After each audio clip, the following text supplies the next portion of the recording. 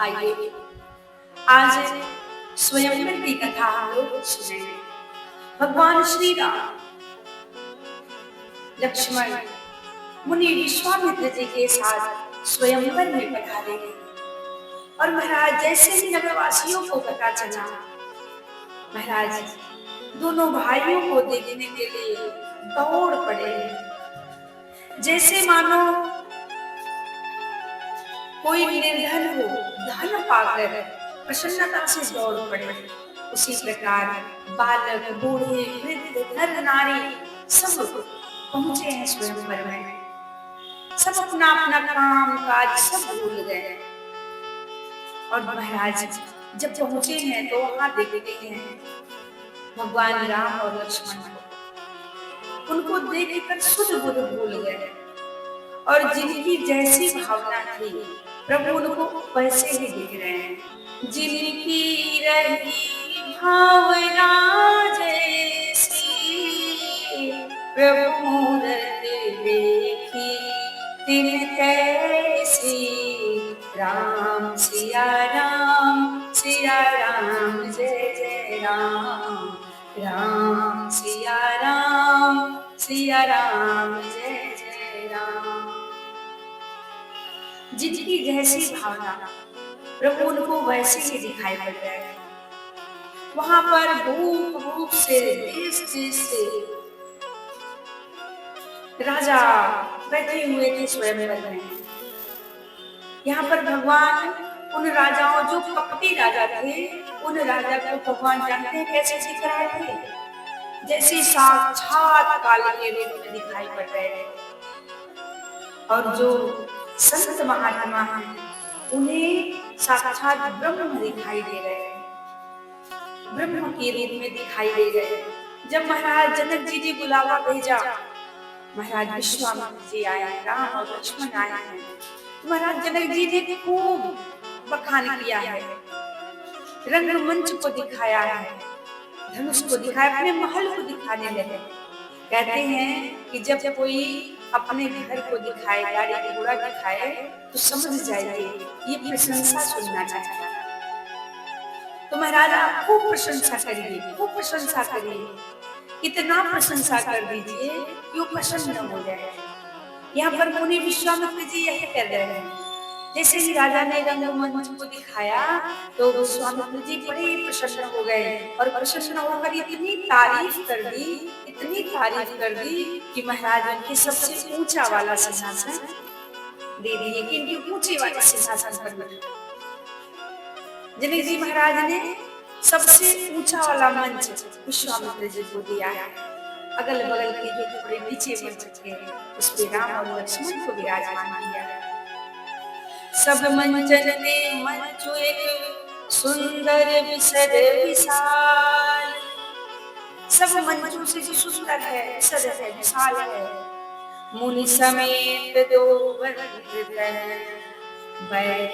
रे महिपाल। महाराज विश्वामित्र और राम और लक्ष्मण जी को बिठाया गया है, उचित स्थान देकर विराजमान हुए हैं। वहां पर माँ जानकी पधारी है।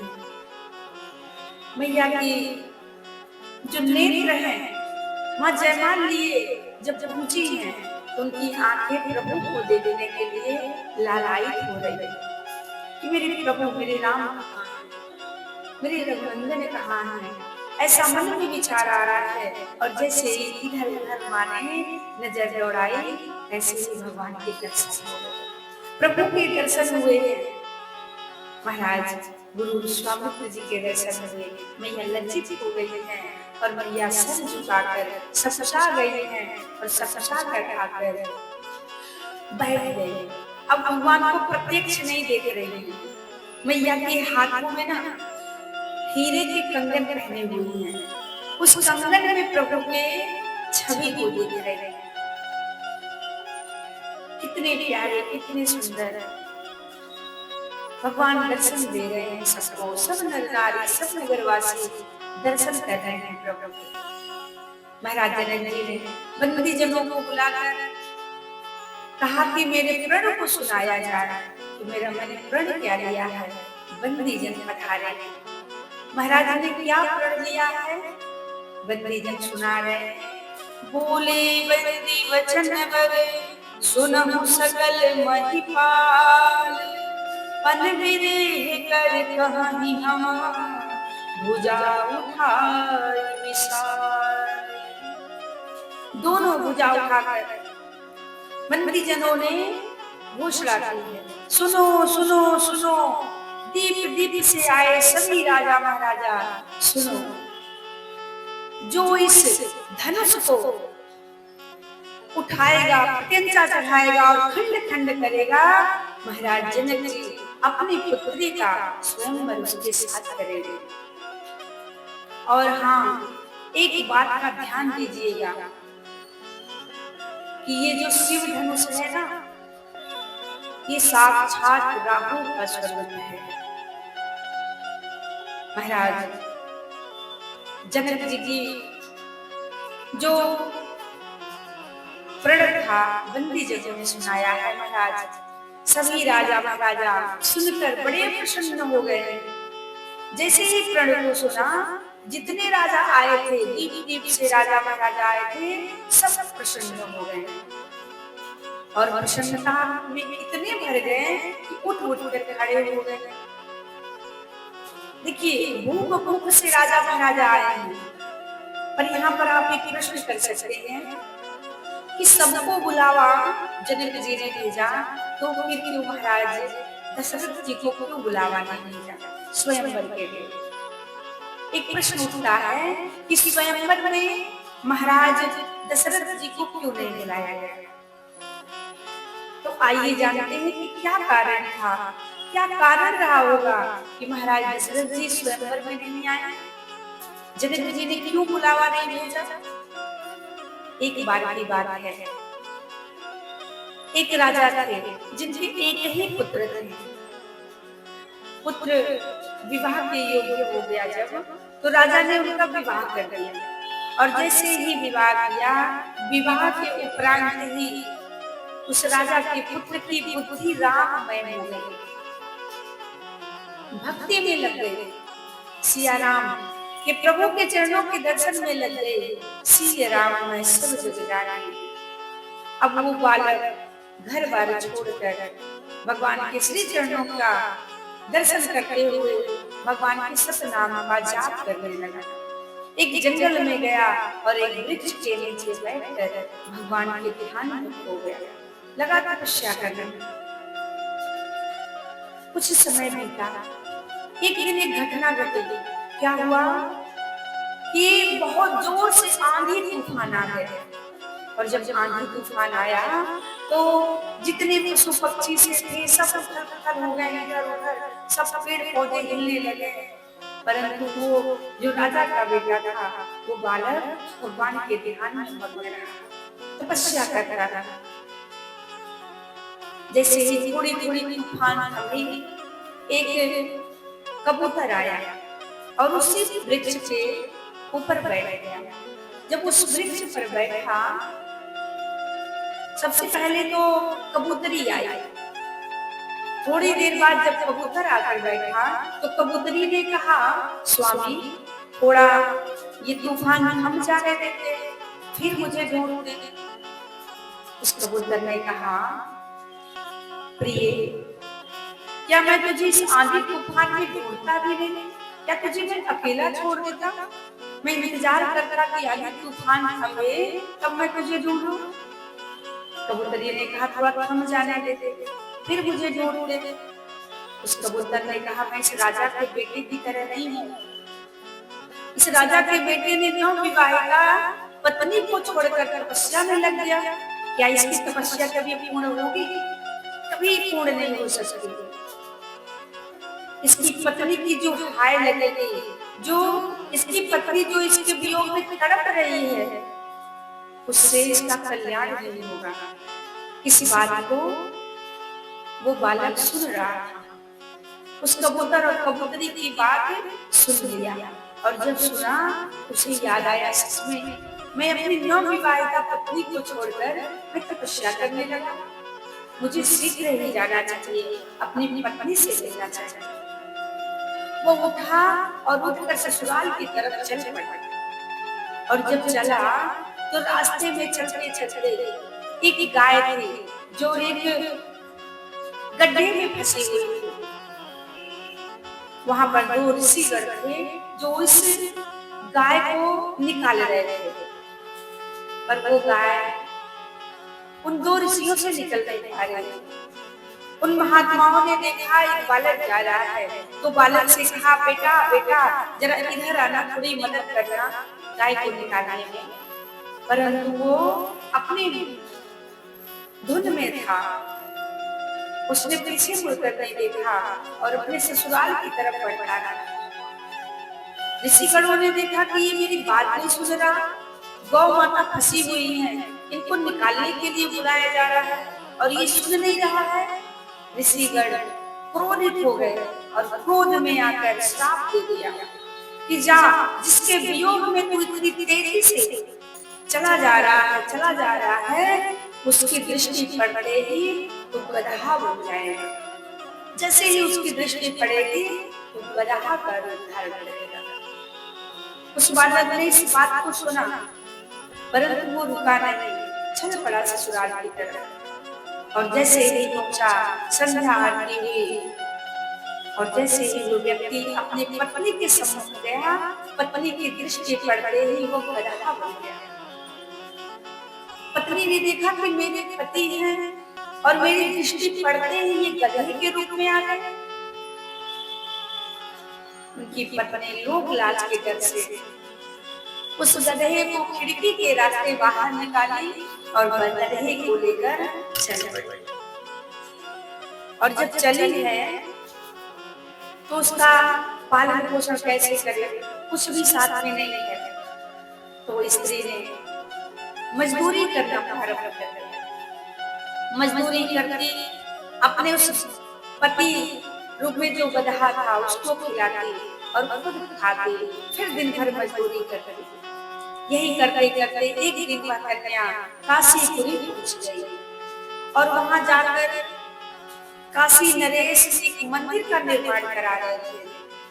वो स्त्री वहीं पर मजदूरी करने लगी, कभी ईंटा ढोती, कभी बालू ढोती, वहां पर मजदूरी करती और जो पैसे मिलते उससे राशन लाते और बनाती। क्योंकि वो तो मनुष्य थे, गधे के रूप में हुए थे, वो चारा खाते थे, वो केवल अन्न ही खाते थे। पर उनकी पत्नी जो भी अन्न रहता उसका तीसरा हिस्सा अपने पति को खिलाती जो गधे के रूप में थे, और स्वयं खाती, थोड़ा सा खाके रह जाती और दिन भर बोझ ढोया करती थी और गधे को साथ लेकर चलती थी। एक दिन काशी नरेश की पत्नी ने देखा कि इस स्त्री को मैं देखती हूँ, ये गधे के साथ चलती है, पर जो भी कार्य करती है वो अपने सर पे रखती है। रानी ने बुलाया, उस कन्या से कहा, बेटी तू मुझे बता, अपने तू इस गधे के साथ क्यों रहती है और इस गधे पे बोझ भी नहीं लाती। और उस कन्या ने पूरी बात बताई, सारी बात बताई, इसी प्रकार से ऐसे ऐसे हुआ है। कन्या की बात सुनकर महारानी ने आदेश दे दिया कि आज के बाद जो भी खर्च आएगा, जो भी इस कन्या और इस गधे के ऊपर जो खर्च आएगा उसका कोई पैसा नहीं, इसको पेट भर भोजन दिया जाए, रहने की व्यवस्था की जाए। शाम को जब काशी नरेश पहुंचे तो रानी ने उनकी पूरी बात बताई और हाथ जोड़कर कहा कि राजा साहब से कि हे राजा, आप ऐसा कोई उपाय करिए ताकि ये गधा फिर से पुरुष बन जाए। काशी नरेश ने कहा, ठीक है, बड़े बड़े विद्वानों को बुलाया, ज्योतिषाचार्यों को बुलाया और सबसे कहा, पूछा ये कैसे पुरुष बन सकता है। सभी विद्वान ज्योतिषाचार्यों ने कहा, ये गधे से पुरुष तो बन सकते हैं, परंतु उसके लिए एक उपाय करना पड़ेगा। काशी नरेश ने कहा, ठीक है, जो भी उपाय करना पड़े वो सब करिए। विद्वानों ने कहा,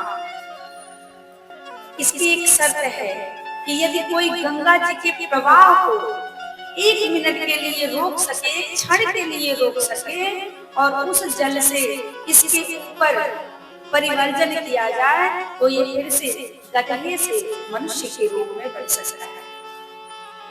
महाराज ने सबको बुलाया, देश विदेश के सभी राजाओं को बुलाया कि गंगा मैया के वेग को एक क्षण के लिए रोक दे। सभी राजा महाराजा आए, परंतु कोई भी गंगा के वेग को नहीं रोक सका। सारे राजा महाराजा के तट पर पहुंचे, पंडित सहित सभी को ले जाया गया, परंतु किसी ने गंगा मैया के वेग को नहीं रोक पाया। यहाँ तक कि महाराज दशरथ जी के पास भी ये संदेशा पहुंचा था, एक पत्र भिजवाया गया था। वहाँ महाराज दशरथ बड़े व्याकुल थे, बड़े परेशान थे कि मैं आज तक कभी भी कहीं भी पराजित नहीं हुआ हूँ, आज तक मेरा पराजय नहीं हुआ है, मैं आज लगता हूँ पराजित हो जाऊंगा। क्योंकि वेग को रोकना, गंगा की वेग को रोकना, इतना बल तो मेरे भीतर नहीं है, इतनी इच्छा तो मेरे भीतर नहीं है। मैं क्या करूं, मैं क्या करूं। महाराज को रात भर नींद लेने आया, 12 बजे रात को उठे और सरयू मैया के तट पर जाकर बैठे। सरयू मैया से प्रार्थना करने लगे, हे मैया, आपसे ज्यादा गंगा जी के बारे में कौन जान सकता है। गंगा के बारे में आप तो सब जानती हैं, क्योंकि गंगा और सरयू दोनों भगवान से ही उत्पन्न हुई हैं। एक नैनजा है और एक नखजा है।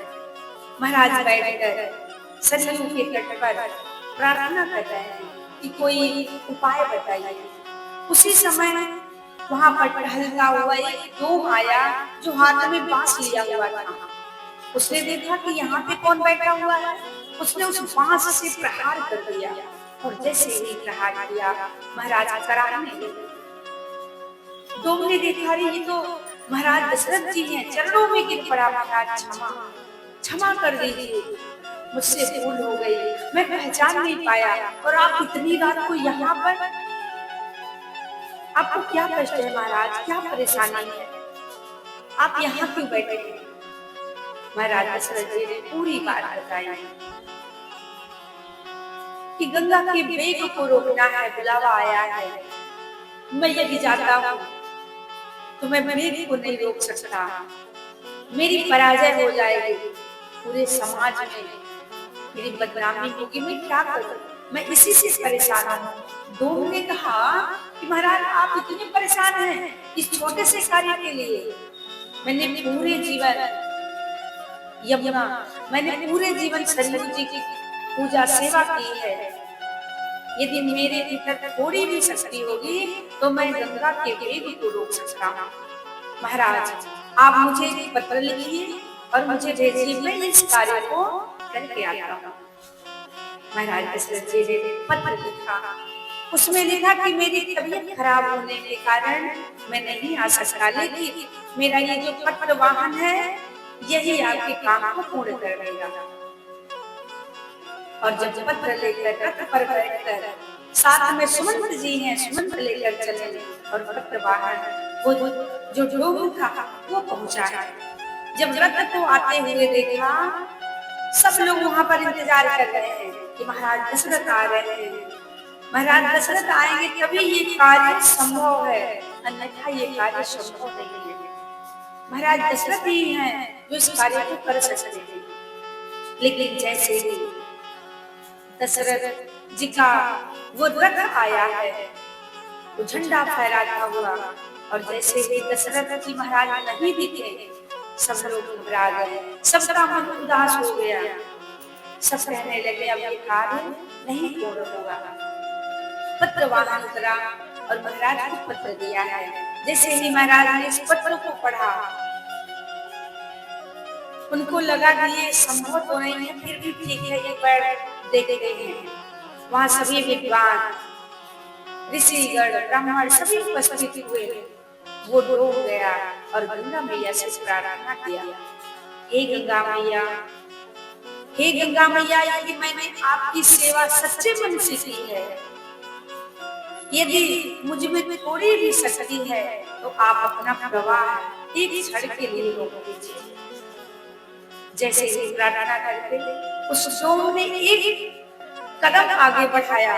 जैसे ही गंगा में अपना पैर रखा, एक तरफ एक धारा इधर और एक धारा इधर, दोनों प्रवाह अलग अलग बहने लगे और वहां पर होने लगी जय जयकार। सब लगे जय जयकार करने।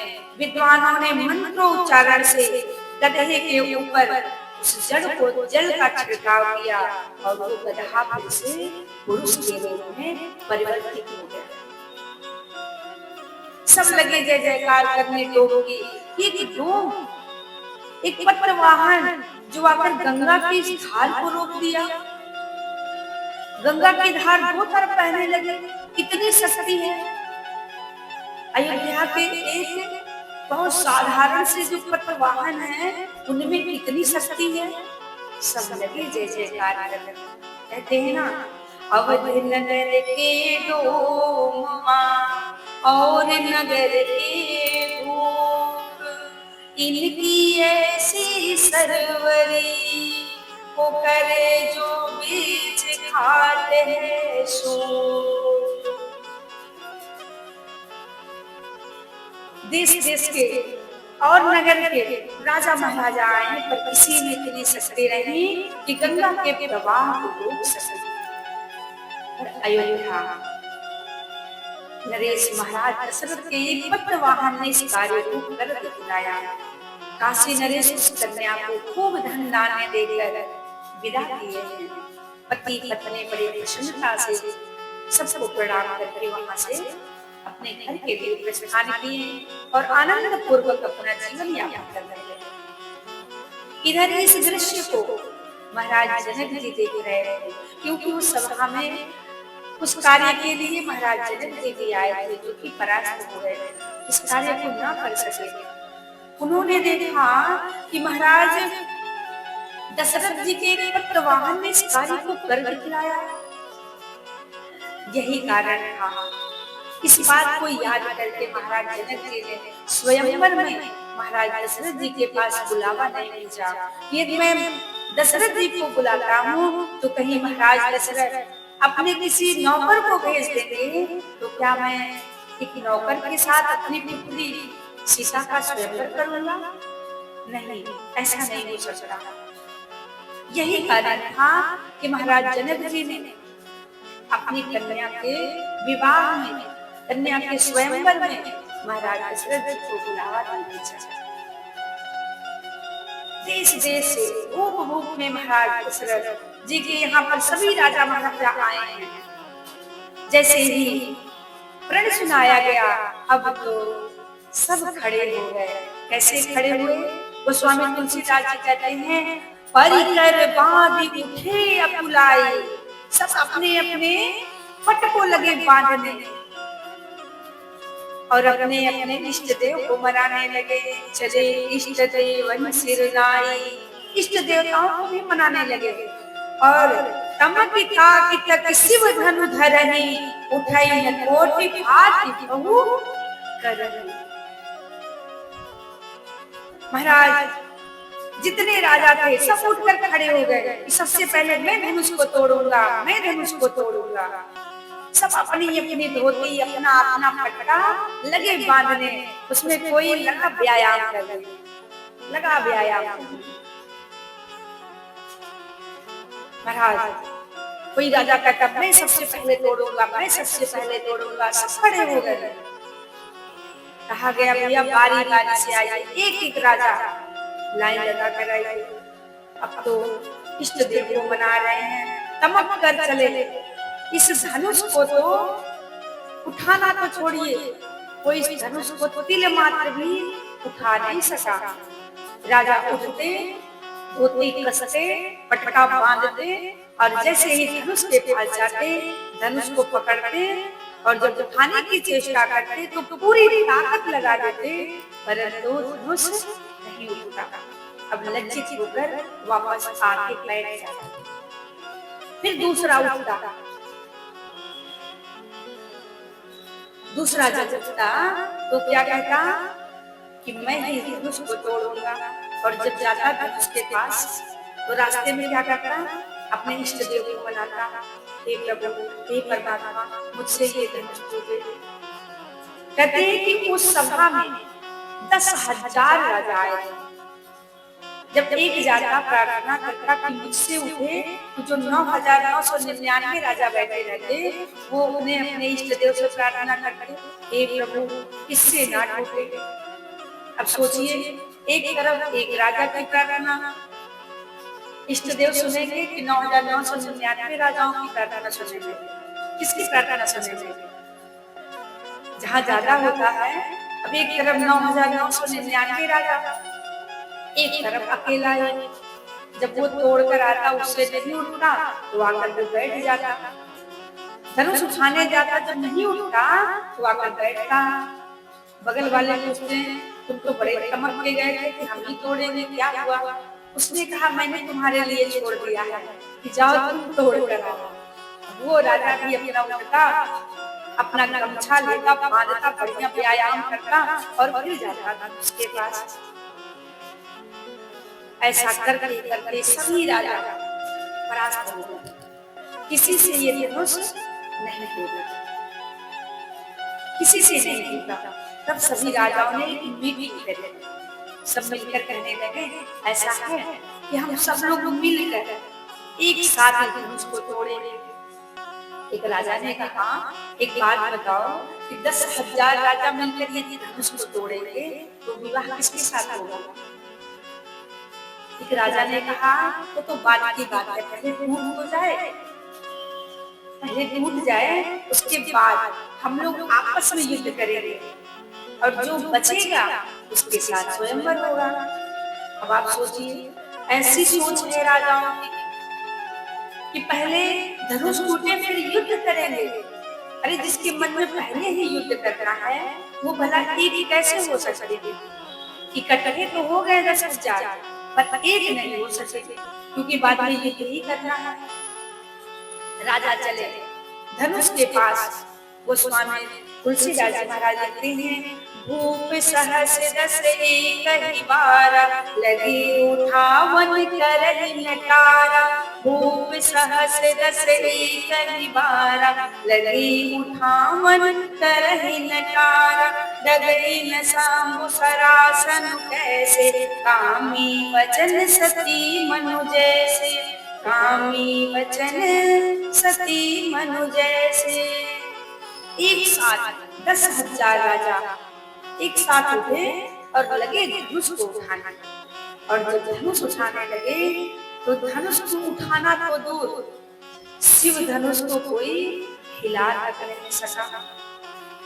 शिव धनुष हिला नहीं, जैसे कोई कामी पुरुष हो, उसके वचनों को सुनकर पतिव्रता नारी के मन में तिल मात्र भी अपने पति के चरणों से उसका मन इधर उधर ना हो, उसी प्रकार ये धनुष तिल मात्र भी हिलाना नहीं। सभी अपनी अपनी कीर्ति गवा गवा कर वापस आकर गए। अंत में महाराज जनक जी की जो व्याकुलता थी, महाराज जनक जी व्याकुल हो गए और ऐसे वचन बोले। क्या बोले? अब जनी को भाखे भट माने, वीर विहीन मही मैं जाने। अब जनी को माखे भट माने, वीर विहीन मही मैं जाने।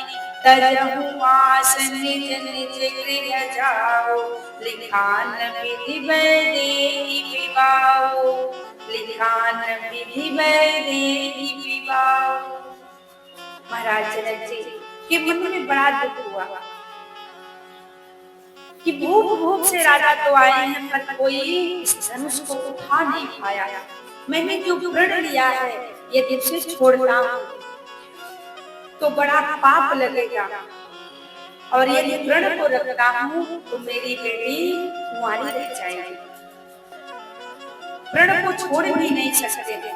अगर मुझे पता होता कि इस पृथ्वी पर इस पृथ्वी पर कोई वीर नहीं है, ये पृथ्वी वीरों से खाली है, तो मैं ऐसा प्रण कभी करता नहीं। मुझे अब पता चला है कि इस पृथ्वी पर कोई वीर नहीं बचा, कोई नहीं है, कोई वीर नहीं है। ये धरती वीर विहीन हो चुकी है, धरती वीरों से खाली हो चुकी है। इस धरती पर कोई क्षत्रिय नहीं बचा, कोई क्षत्रिय नहीं बचा। अब आशा छोड़कर अपने अपने घर चले जाओ, आशा का त्याग करो। ब्रह्मा जी ने सीता का विवाह लिखा ही नहीं है। जैसे ही इतनी बात लक्ष्मण जी के कानों में गई, लक्ष्मण जी उठकर खड़े हो गए, क्रोध में भर गए। कहीं न सकत रघुबीर डर, लगे वचन जनुबान, नाई राम पद कमल से हो, बोले गिरा प्रणाम। लक्ष्मण जी उठे, जनक जी की बातें उन्हें अच्छी नहीं लगी और उनके मन को बाण के समान लगा। प्रभु को प्रणाम किए और प्रणाम करके उठकर जब खड़े हुए तो उनकी भौहें टेढ़ी हो गई, आंखें लाल, उनके नेत्र तिरछे, ओठ फड़कने लगे, नेत्र क्रोध से लाल लाल हो गए हैं। मानो लक्ष्मण जी बोल पड़े। क्या कहते हैं? कही जनक जस अनुचित बानी, विद्यमान रघुकुल मन जाने, सुनहु भान कुल पंकज भानु, कहऊं सुभावन कछु अभिमान। लक्ष्मण जी क्या कहते हैं? कही जनक जस अनुचित बानी। आपने जो बात कही ना, वो विचार कर नहीं बोली। इस सभा में, किसी भी सभा में यदि रघुकुल का कोई छोटा सा बालक भी यदि बैठा हो तो ऐसे वचन कोई नहीं बोलता है, ऐसे वचन, ऐसी वाणी कोई नहीं कहता।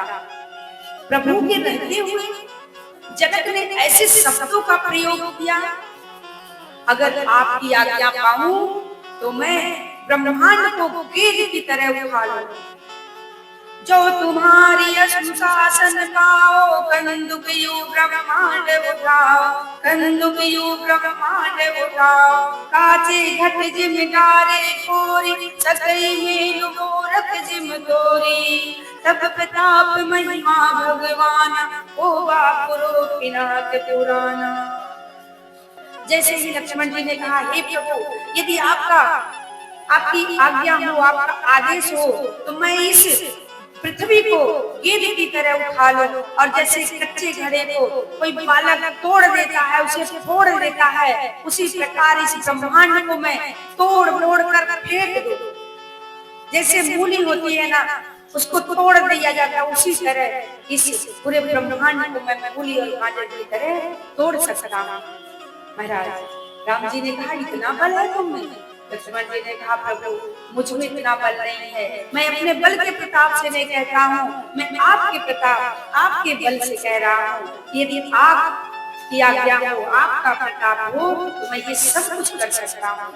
कमल की डंडी की तरह खंड खंड कर सकता हूँ। ये जो पिनाक है ना, इस पिनाक को मैं कमल की डंडी की तरह तोड़ सकता हूँ।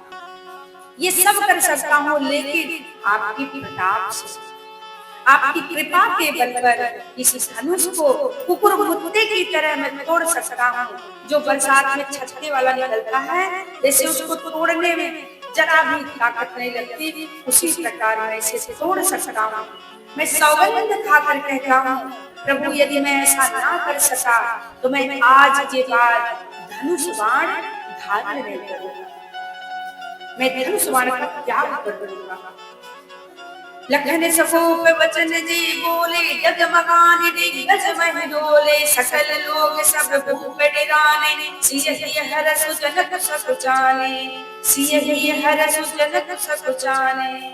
जैसे ही लक्ष्मण जी खड़े हुए, क्रोध में भरे वचन को बोला, पृथ्वी डगमगा उठी, लगी कांपने। सभी राजा डर गए, सबका हृदय कांपने लगा। जनक जी का चेहरा जो उदास था वो प्रसन्न हो गया, मां जानकी प्रसन्न हो गए। प्रभु ने इशारे से उन्हें बिठाया। लक्ष्मण जी कहते हैं कि प्रभु यदि आपका आदेश हो तो मैं अभी इस धनुष को तोड़ दूं। कैसे जनक जी ने कह दिया कि इस पृथ्वी पर कोई वीर नहीं बचा है, ये धरती वीरों से खाली हो गई है। जनक ने कैसे कहा? महाराज विश्वामित्र जी ने देखा कि अरे ये तो लगता है अभी तोड़ देगा, लक्ष्मण जी अभी तोड़ देंगे। राम जी की तरफ इशारा किए हैं कि राम इसे जल्दी रोको। राम जी ने इशारे से बुलाया, लक्ष्मण जी को उठाया और लक्ष्मण जी बैठ गए। महाराज विश्वामित्र जी ने शुभ समय जानकर बोल पड़े, विश्वामित्र समय शुभ जानी, बोले अति स्नेह में वाणी। उठऊ राम भंजऊ भव चापा, मेटहु तात जनक परितापा। विश्वामित्र समय शोभ जानी, बोले अति स्नेह में वाणी। उठऊ राम भंजऊ भव चापा, मेटहु तात जनक परितापा। मेटहु तात जनक परितापा, मेटहु तात जनक परितापा। विश्वामित्र महाराज बोल पड़े, शिव जी का धनुष तोड़ो और जनक जी के दुख को दूर करो। जैसे ही महाराज विश्वामित्र का आदेश हुआ। देखिए यहाँ पर जैसे ही महाराज जनक जी ने ये बात कही कि पृथ्वी वीरों से खाली हो गई है, उस समय लक्ष्मण जी खड़े हो गए कि जनक आपने ये अच्छा नहीं बोला। जहां पर मेरे भैया बैठे हो वहां पर कोई ऐसी बात नहीं बोली। यहाँ पर एक प्रश्न उठता है, आप एक प्रश्न कर सकते हैं कि बीच बीच में लक्ष्मण जी बोल पड़ते थे। लक्ष्मण जी सबसे छोटे हैं, बीच में बोलने लगते हैं। इस बात पर विश्वामित्र जी या प्रभु श्री राम आपत्ति प्रकट क्यों नहीं की कि लक्ष्मण तुम बीच में ना बोलो? और ऐसी वाणी ना श्री ना श्रीमान, सीधे जनक। ये आप प्रश्न कर सकते हैं ना कि लक्ष्मण जी बीच बीच में बोल रहे थे, पर ना तो विश्वामित्र जी ने और ना ही राम जी ने कोई आपत्ति प्रकट की। और यहाँ पर एक प्रश्न और आता है कि क्या रावण ने कोई युक्ति नहीं की थी कि राम धनुष ना तोड़ पाए? युक्ति तो लगाई होगी। तो आइए जानते हैं, संत जनों के मुख से सुना है, महात्माओं के मुख से सुना है कि रावण तो स्वयं ही इस जनकपुर में आया था और रात्रि में आकर धनुष को प्रणाम किया।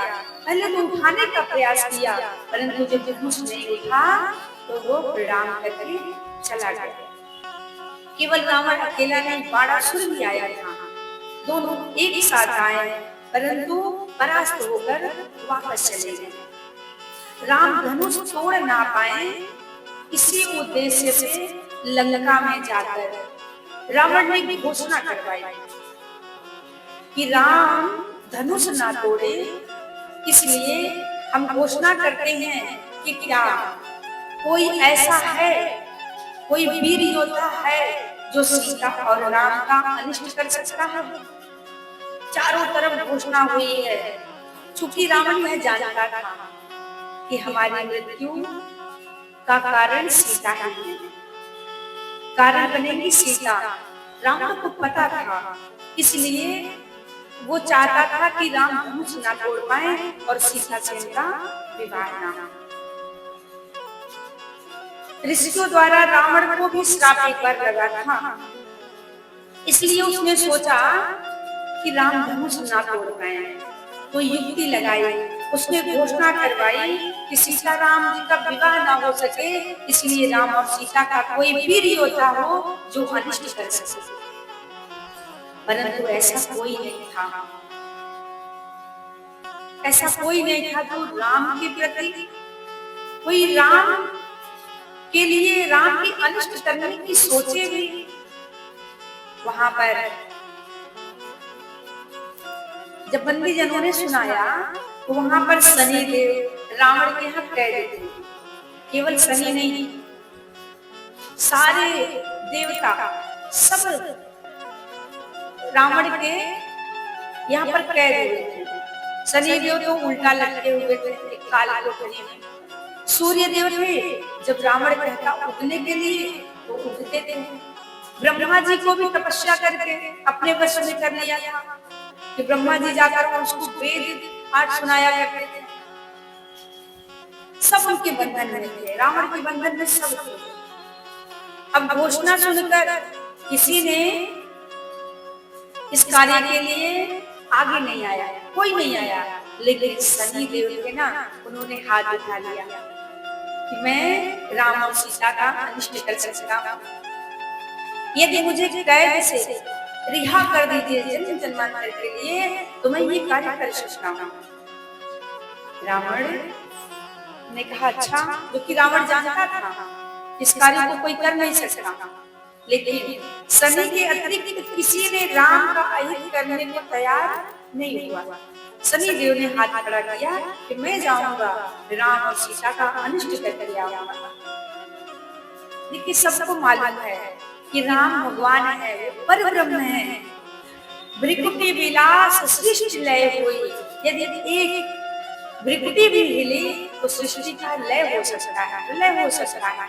इसलिए कोई आगे नहीं आया, लेकिन शनि देव चले विरोध करने।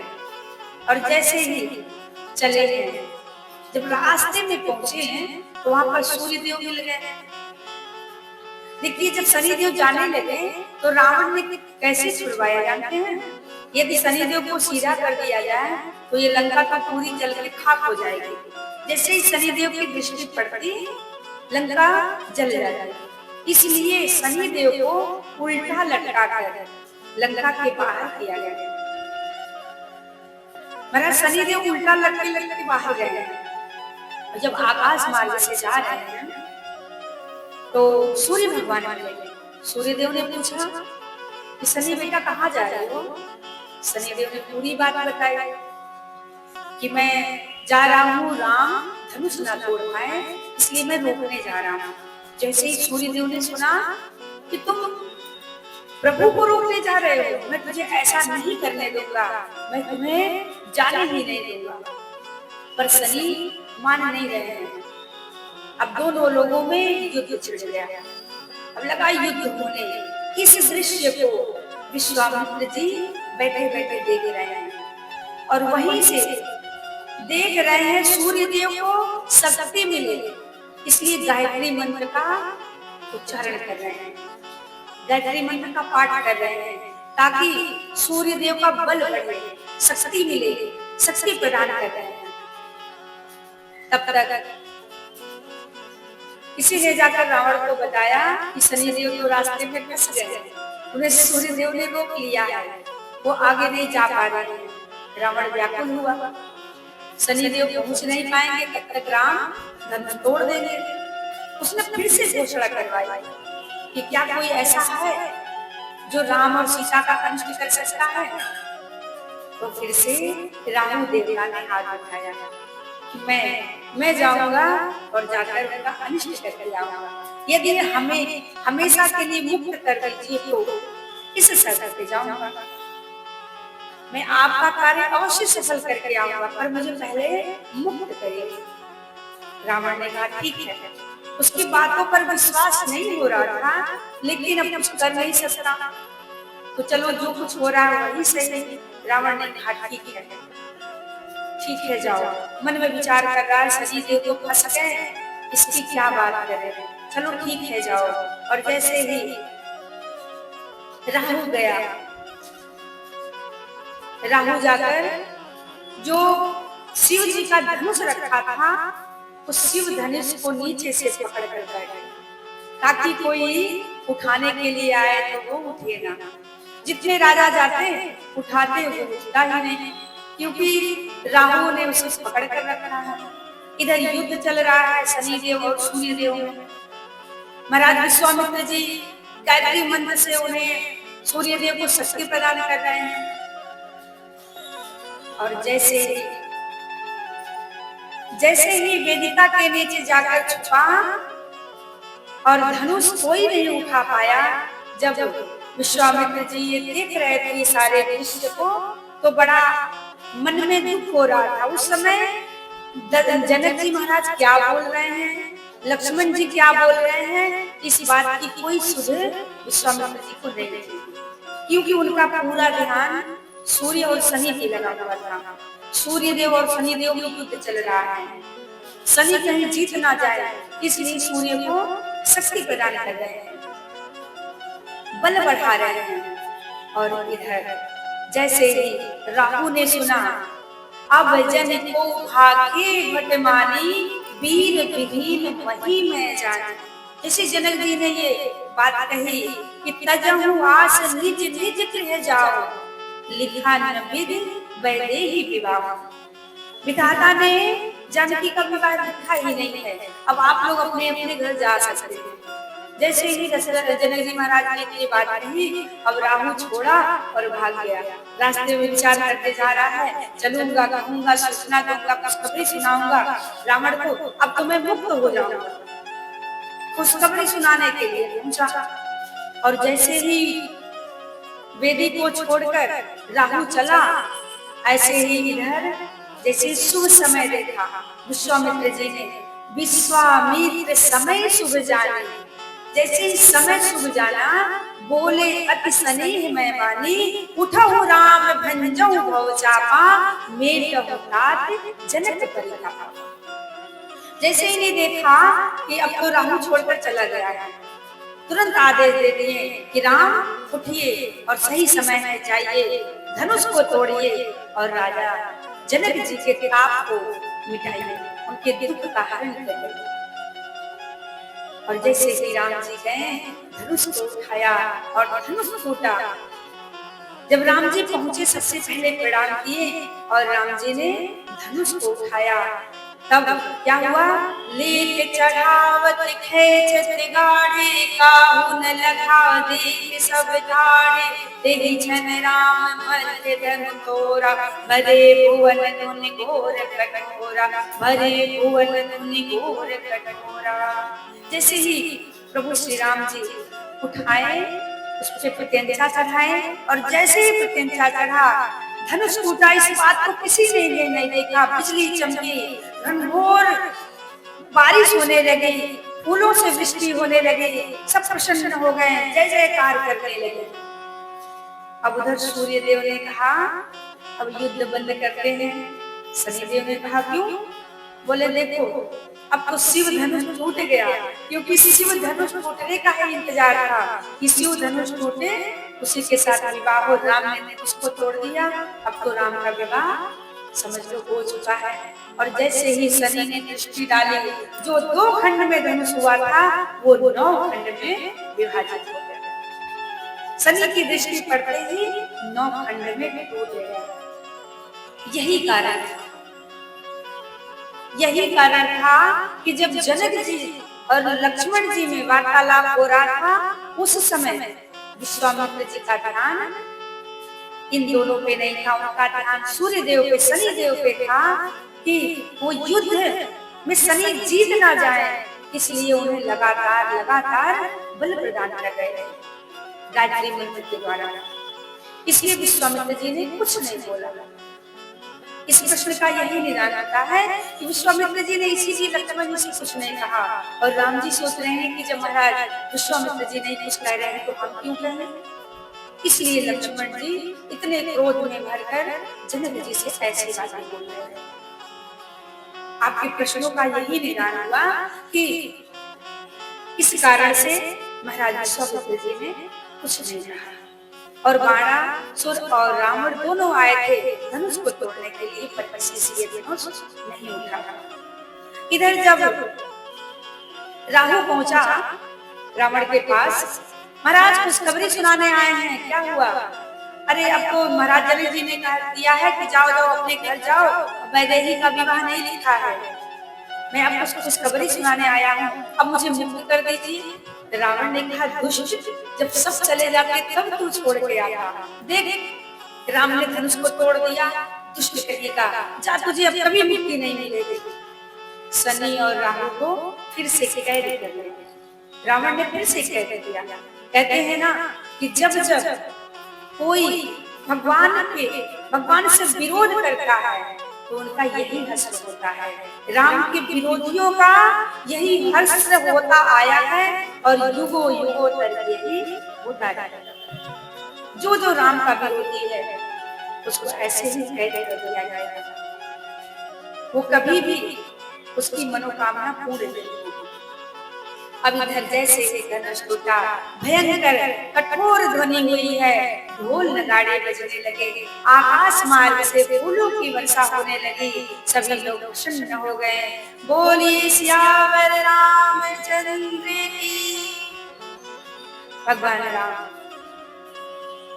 माँ जानकी जयमाल लेकर खड़ी हैं। प्रभु श्री राम खड़े हैं जयमाल लेकर, परस्पर एक दूसरे को देख रहे हैं। सीता मैया थोड़ा कद में छोटी हैं, महाराज प्रभु श्री राम थोड़ा बड़े हैं। तो उस समय क्या हुआ कि माँ जयमाल किस प्रकार से डाले, तो सब प्रार्थना कर रहे हैं, सारी सखियां विनती कर रही हैं, प्रभु अपने सर को थोड़ा झुका लीजिए ताकि जानकी आपके गले में जयमाल डाल दें। भगवान राम कहते हैं हम यदुवंशी हैं, हम क्षत्रिय हैं, हम कैसे सर को झुका सकते हैं। हम सर झुकाएंगे तो लोग यही कहेंगे आज से ही सर झुकाना प्रारंभ कर दिए, मैं सर नहीं झुका सकता। अब सखियां व्याकुल हो गई कि अपने सर नहीं झुकाएंगे तो जयमाल कैसे पड़ेगा। और हमारी जानकी इतनी सुकुमार है, तो कब तक खड़ी रहेंगी, उनके हाथ दर्द करने लगेंगे। मैया विनती करते हैं प्रभु सर को झुका दीजिए। महाराज लक्ष्मण जी के पास गए, लक्ष्मण जी से कहती हैं कि आप अपने भैया से कहिए ना कि थोड़ा जिस सर को झुका लें। लक्ष्मण जी कहें हम अपने भैया से कैसे करेंगे, सर झुकाइए। लक्ष्मण जी कहते हैं हम तो कह नहीं सकते, पर रुको अभी कोई उपाय करते हैं। लक्ष्मण जी गए और भगवान राम के चरणों में साक्षात दंडवत प्रणाम कर दिया। जैसे ही चरणों में गिरे, राम जी को लगा ये धनुष टूटा है तो ये प्रणाम कर नहीं पाया, तो अभी आकर प्रणाम कर रहा है। लक्ष्मण जी जैसे ही झुके मैया जानकी ने उनके गले में वरमाला डाला। यहाँ सखियां गा रही है, झुके जइयो तनिक रघुवीर, सिया तो मेरी छोटी सी, झुके जइयो तनिक रघुवीर, सिया तो मेरी छोटी सी। जैसे भगवान झुके मैया ने वरमाला डाला, प्रभु ने वरमाला डाला, एक दूसरे ने वरमाला डाला, और जैसे ही वरमाला बड़ा है ऐसे सुशोभित हो रहे हैं मानो सुंदरता और श्रृंगार रस एकत्र हो गए। ऐसी जोड़ी है प्रभु और श्री राम जी की और माँ जानकी की। ऐसी सुंदर जोड़ी को देखकर सब प्रसन्न हो गए। सब सखियां माँ जानकी से कह रही हैं अब अपने स्वामी के चरणों को छूओ। माँ जानकी संकोच कर रही हैं, सीता चरण नहीं छू रही हैं। क्या कारण है चरण न छूने का? मैया को वो बात याद आ गई अहिल्या वाली कि जैसे प्रभु ने अपने चरणों का स्पर्श किया तो एक पत्थर से एक नारी परिवर्तित हो गई। मैया ने सोचा हमारे हाथ में हीरे की अंगूठी है, कहीं ये प्रभु के चरणों से छू गई तो कोई नारी ना बन जाए, तो हमको तो सौत के साथ रहना पड़ेगा। मैया संकोचवश प्रभु को प्रणाम नहीं कर रहे हैं। भगवान बात को देखकर मुस्कुरा रहे हैं, मन ही मन मुस्कुरा रहे हैं। ऐसी सीता की अलौकिक प्रीति जानकर रघुकुल मणि लगे मुस्कुराने लगे हंसने। उसी समय सीता जी को देखकर कुछ दुष्ट राजा लगे थमथमाने। क्या कहते हैं? सीता को छीन लो, पकड़ लो, जाने मत दो, दोनों राजकुमारों को पकड़ लो, बांध लो। जो बगल वाला है कहता बोलते रहोगे कि जाओगे पकड़। वो कहता पहले ये तो बताइए कि आज तक जो चिल्लाने वाला है, जो सबको लड़ाने वाला है, वो कभी मारा गया है? बोले नहीं, वो केवल लड़ाता है और खुद बाहर निकल जाता है, वो कभी मारा नहीं जाता। तो हम ये कह रहे कि आप लोग जाइए, पकड़ लीजिए, बांध लीजिए, छीन लीजिए। सभी राजा तमतमाने लगे और जैसे ही चिल्लाने लगे, पकड़ लो, बांध लो, छीन लो। लक्ष्मण जी की आंखें फिर से लाल हो गई, क्रोध में भर गए, भौहें टेढ़ी। जब क्रोध में देखे तो राम जी ने लक्ष्मण जी की तरफ देखा। लक्ष्मण, शांत हो जाओ, अब यहाँ पर तुम्हारा कोई काम नहीं है, यहाँ पे अब मेरा काम है। अब देखो मैं क्या कर रहा हूँ। भैया आप क्या करेंगे? कहते कुछ न कुछ तो करूंगा ही। क्या करेंगे? तेहि अवसर सोनि शिव धनु भंगा, आयो भृगुकुल कमल पतंगा, आयो भृगुकुल कमल पतंगा। उसी समय किसका आगमन हुआ? परशुराम जी का। महाराज परशुराम जी पधारे हैं। उसी समय भगवान के अवतार जो परशुराम जी हैं वो आ गए। कैसे आए? उनकी आंखें लाल, भौहें टेढ़ी, क्रोध में भरे हुए हैं। महाराज हाथ में धनुष बाण है, कंधे पर फरसा है। और राजाओं ने देखा जब कि परशुराम जी आए हैं, सब राजा भय से व्याकुल हो गए, लगे कांपने। राजा के सभी राजाओं ने सब अपने अपने पिता समेत नाम लेना प्रारंभ कर दिया। मेरा नाम फला, मेरे पिता का नाम फला, हाथ जोड़कर खड़े हो गए। परशुराम जी जिस राजा की तरफ देखते वो राजा कांपने लगता, समझ जाता बस अब हमारी मृत्यु तय है, अब हमारी मृत्यु आ गई है। सबको लगता किसी के प्राण बचने वाले नहीं। परशुराम जी ने क्रोधित होकर आए हैं, अब किसी के प्राण नहीं बचेंगे, क्योंकि परशुराम जी 21 बार क्षत्रियों को इस धरती से विहीन किया है। 21 बार क्षत्रिय विहीन किया था।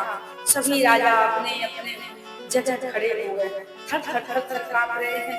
एक राजा बोला, हम कह रहे थे यहाँ से चलो, पहले ही कह रहे थे यहाँ से चलो, तुम ही नहीं माने हो, अब तो मरना तय है। जनक जी महाराज ने देखा, तुरंत आकर प्रणाम किए हैं। विश्वामित्र जी प्रणाम करते हैं और जैसे ही प्रणाम करते ही राम और लक्ष्मण जी से भी प्रणाम करा दिया। राम लक्ष्मण जी ने प्रणाम करा और विश्वामित्र जी ने परिचय बताया। ये महाराज दशरथ जी के बड़े पुत्र राम और ये इनके भाई लक्ष्मण हैं। परशुराम जी ने आशीर्वाद दिए। महाराज जनक जी ने विश्वामित्र जी ने सोचा कहीं देर हो गई और इन्हें पता चल गया कि इन्होंने ही धनुष तोड़ा, तब तो बड़ा अनर्थ हो जाएगा, उसके पहले ही प्रणाम करवा लेते हैं। और प्रणाम करवाया, आशीर्वाद दिया। पूछ पड़े जनक जी कि ये भीड़ क्यों लगी है? परशुराम जी ने पूछा, ये भीड़ कैसी है, भीड़ क्यों लगी है? अब जनक जी ने सब बात बताई। महाराज जनक जी कहते हैं कि मेरी पुत्री सीता का स्वयंवर है।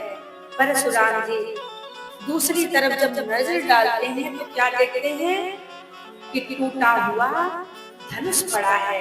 जैसे ही धनुष पर नजर गई, अब तो और क्रोध में बढ़ गए। अति ऋषि बोले वचन कठोरा, कहूं जड़ जनक धनुष के तोड़ा। इस धनुष को किसने तोड़ा? ए जनक, क्रोध में भरकर कहते हैं, कठोर वचन बोलते हैं, इस धनुष को किसने तोड़ा? क्रोध में भरे शीघ्र ही बता नहीं रहे हैं। पूरी पृथ्वी उलट पलट दूंगा, ये कह रहे हैं कि मैं पूरी धरती को उलट पलट दूंगा, नहीं तो शीघ्र बताओ किसने इस धनुष को तोड़ा है। तब प्रभु श्री राम जी आगे आए हैं, कहते हैं, नाथ नाथ शंभु धनु भंजनिहारा, कोई है क्यों एक दास तुम्हारा। राम जी आकर प्रियवाणी बोलते हैं, इस धनुष का तोड़ने वाला कोई आपका दास ही होगा, कोई आपका दास ही होगा। इस बात को सुनकर परशुराम जी कहते हैं कि मेरा दास कैसे हो सकता है? सेवक का काम है सेवा करना। वो शत्रु होगा जिसने इस धनुष को तोड़ा है, वो मेरा सबसे बड़ा शत्रु होगा। जल्दी सामने आ जाए जिसने भी धनुष को तोड़ा है, अन्यथा सब के सब राजा मारे जाएंगे, सब मारे जाएंगे। अब सोचते हैं राजा कि यदि मैं जाता हूँ बताने आगे, उनको लगेगा कि यही तोड़े हैं, कहीं मेरा सर धड़ से अलग ना हो जाए। अब कोई राजा ये हिम्मत नहीं बना रहा है कि राम ने धनुष तोड़ा है, क्योंकि जैसे वो आगे बढ़ेगा फरसा तय है चलना। कोई राजा सामने नहीं आ रहा है। अब परशुराम जी का और लक्ष्मण जी का संवाद शुरू हो गया। तो क्या आज ही परशुराम और लक्ष्मण जी का संवाद आप लोग सुनेंगे कि कल हम लोग लक्ष्मण और परशुराम जी का संवाद सुनेंगे कि किस प्रकार से लक्ष्मण जी क्रोध दिला रहे हैं और किस प्रकार से परशुराम जी क्रोधित हो रहे हैं। तो आइए आज की कथा यहीं पे विश्राम लेती है। कल हम लोग परशुराम और लक्ष्मण संवाद सुनेंगे। आज के लिए बस इतना ही। आप सबको जय सिया राम, राधे राधे।